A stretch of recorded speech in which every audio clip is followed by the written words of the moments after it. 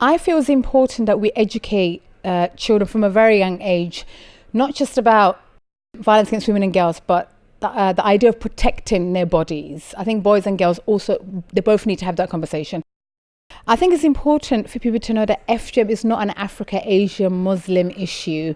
FGM is a global issue. We know it happens in places like Colombia, Iran, Russia. Those countries are not even listed in the UN or the WHO reports. So I think we need to step away from this idea that it's only one particular group of people, because then what we do, we miss a whole group of women and children who actually might need our help or our support in this work. So I think it's important that we remember FGM is actually a global issue and not an Africa and Asia issue. I'm very, very particular about language, because language has an implication. And the example I always use is, I'm forever sick and tired when a woman's been beaten by her partner, we use the word domestic. There's nothing domesticated about violating another human being.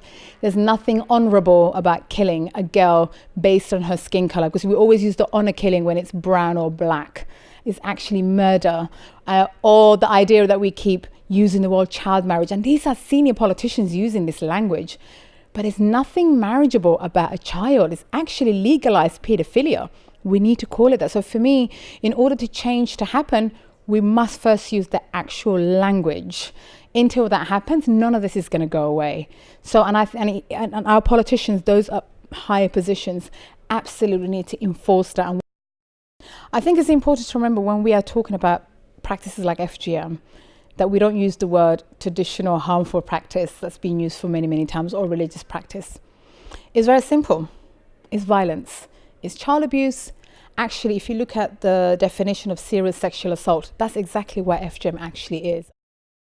In order to tackle these issues, one, you need the right experts. My worry sometimes when working in this field, it's that we get in the wrong people to advise. And it's usually misogynist men from the community who come and advise the government, which I find extremely dangerous. You need to find actual experts that work in this field. And using the law is very important in terms of tackling it. So what I want from out of this, it's prevention. Because let me tell you, what I experienced as a 7-year-old is not something I want anyone else to experience. So what we should be working towards, it's how do we prevent it? And hence why I constantly come back to our education system, because 8 hours of the day, our children are in these buildings and they should get that information right there and there.